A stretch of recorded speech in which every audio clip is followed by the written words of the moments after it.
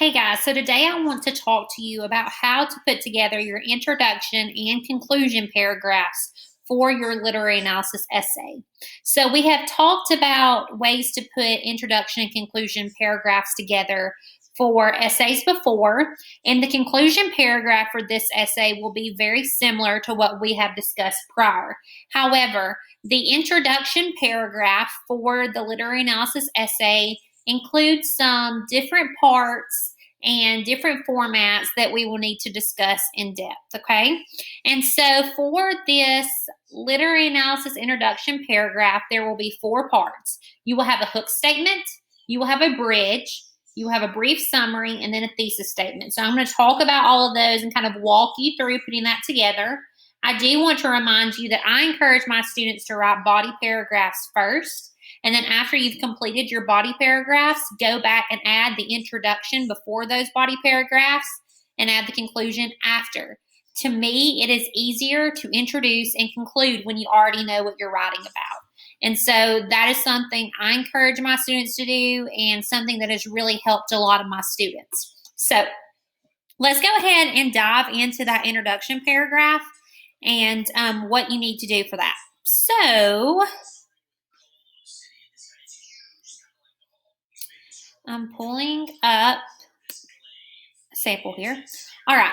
So the first part of your introduction paragraph is the hook statement, which is like the other introduction paragraphs. Your hook statement could be a quote from the short story or a quote from an outside source. It could be your own significant statement that you come up with. It could be statistic. It could be a scenario that goes along with what you're talking about in some way. But I do encourage you to refrain from including questions as your hook because that's what we tend to do. And I want you all to kind of challenge yourself to do more than that.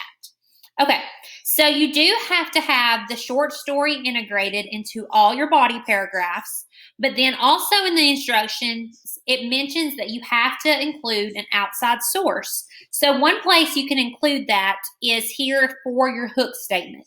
The other place you would include that, if you didn't include it in your introduction paragraph, would be in the blue section of one of your body paragraphs. And whatever outside source you're incorporating would just be further supporting, further illustrating the point that you were discussing in that body paragraph and its impact in the specific short story, The Cask of Amontillado. Okay, so back to the introduction paragraph. I have went over here. This is one of the sources that I linked on your Blackboard shell. Okay, and so it is from Owlcation, which is a great .com website. I usually do not allow students to use .com websites, but it's a great .com website with some great sources on works of literature. So I want to use the very last sentence of this article as my hook statement, and it's right here. It says, Edgar Allan Poe's, it should be The Cask of Amontillado, shall forever live on in people's hearts as a grisly tale of death, murder, and revenge. Okay? And so right here, what I'm going to do is I'm going to put,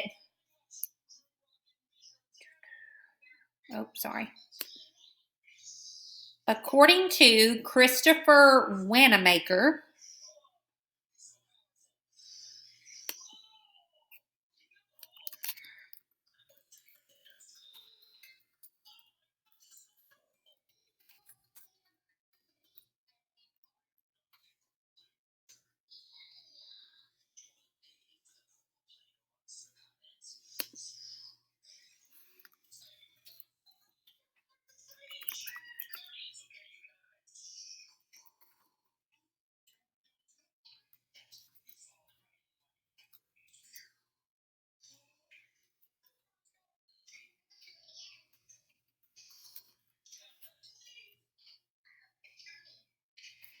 okay, so I still have to have an introductory phrase to lead into that quote here, just like I am with my body paragraphs when I'm integrating short story lines, okay? So I still have to have that. So I have, according to Christopher Wanamaker, author of literary criticism articles on Owlcation, and then I'm going to go and I'm going to pull word for word what he says here. So Give me a second to do that. One thing I do want to mention is if you have something that's already in quotation marks in the original source and you are putting quotation marks around the whole quoted material, what you do with the area that already has quotation marks in the original source is you put single quotations, as I have right here.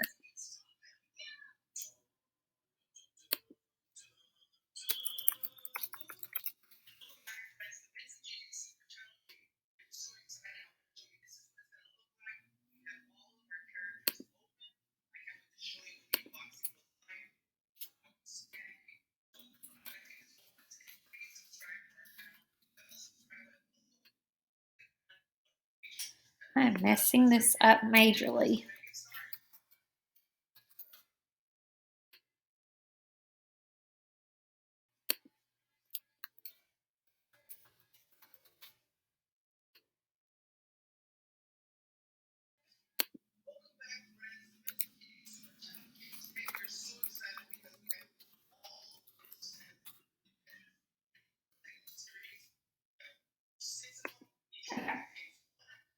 Now I'm going to end my quotation marks.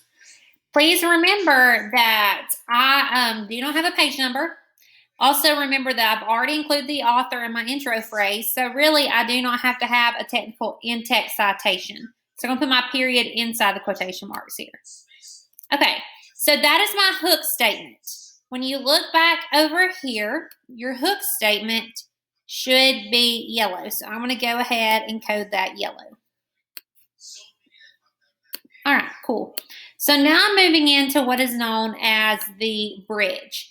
The purpose of the bridge is to introduce your author and the title of your work. Now, in this specific hook, it kind of already does that, but you still want to keep that same pattern, that same kind of mode, or that model, I mean. And so here I'm going to say,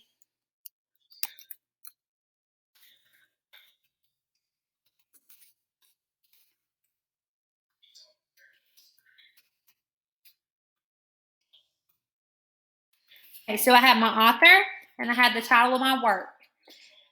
So this can either be put in a complete sentence. You might say The Cask of Amontillado is a short story written by Edgar Allan Poe. So that's complete sentence. And that would be fine. Or this bridge could serve as more of a phrase leading into your brief summary. So I don't have a complete sentence right here. So I'm going to make this green, and then I'm going to continue on my sentence after this section. So after my bridge, I'm going to move into what is known as your brief summary of your literary work. You are not telling me every single detail. I mean, max 3 sentences about what this story is about. 2 to 3 sentences of what this story is about. Do not tell me everything. You have to save something for your body paragraphs. So here, the short story, The Cask of Amontillado by Poe.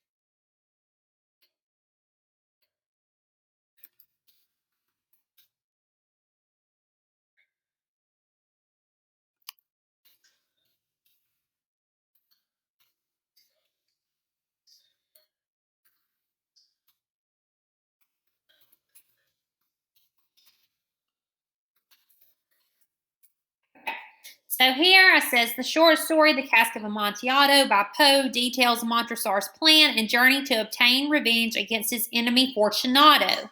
Although Montresor has intense issues with Fortunato, the readers are unsure of the insults and actions Fortunato has taken against Montresor and his family. This lack of information leads readers to question the reliability of Montresor as the narrator. Okay, so I essentially have 3 sentences here that are providing you with a brief overview of what the literary work is about, okay? And so that's all you need there. Do not include every little detail of the story because you're going to start sounding like you're repeating yourself in your body paragraphs. So then from there, you're going to lead into your thesis statement. So here I'm just going to pretend that I'm writing a literary analysis essay on themes, okay? And so here I'm going to put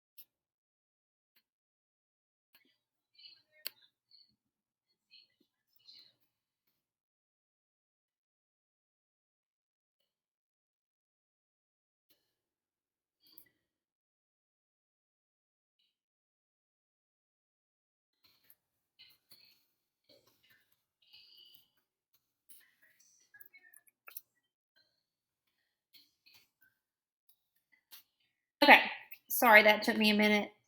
I always also have to think and then I overthink.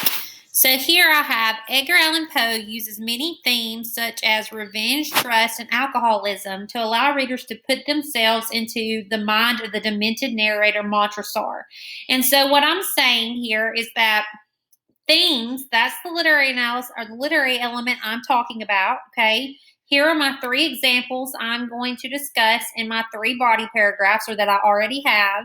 And then here I'm talking about how Poe has used these themes to allow us to experience what the narrator is going through. So we are put into the mind of Montresor as far as how deeply he desires revenge. We are put into the mind and the shoes of Montresor to see what he does to somehow allow or get Fortunato to trust him. And then also, we are in the mind of Montresor and how he uses his enemy's weakness of alcohol against him. And so we can kind of, as scary as it may be, think about how Montresor approaches this, what's driving him to approach it, which is his revenge, how he allows or gets Fortunato to trust him, and how he uses weaknesses against him. And so here I have my hook, here I have my bridge, and here I have my brief summary, and here I have my thesis. Okay, so that's my introduction. So then I'm going to add my 3 body paragraphs underneath that. Okay, so we're not going to pay any attention to what this is right now. Okay, but we're just going to pretend that this is our 3 body paragraphs.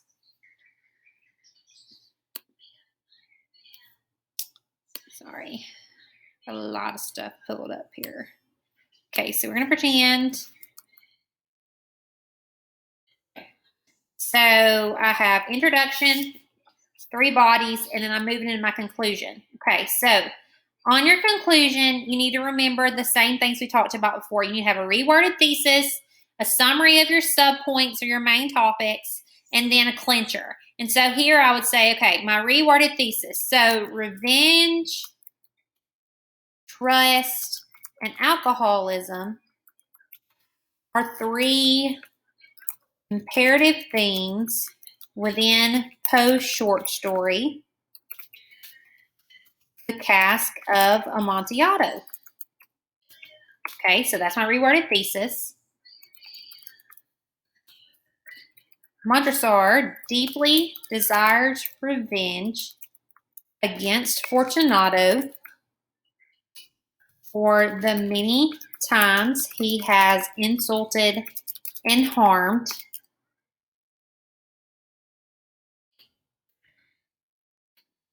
his family. Also, despite this desire for revenge, Montresor is somehow able to gain the trust of Fortunato in order to get him where he wants him to be. Montresor uses Fortunato's weakness of alcohol to obtain his revenge. Yeah. Okay, so that's my 3 sentences that are summarizing my subpoints. Main point of body paragraph 1. Main point of body paragraph 2. Main point of body paragraph 3. And then my clincher. Okay. So your clincher, you're going to encourage your readers to take action, with a positive statement, some kind of reflection on what you've just read. Okay. So you may say,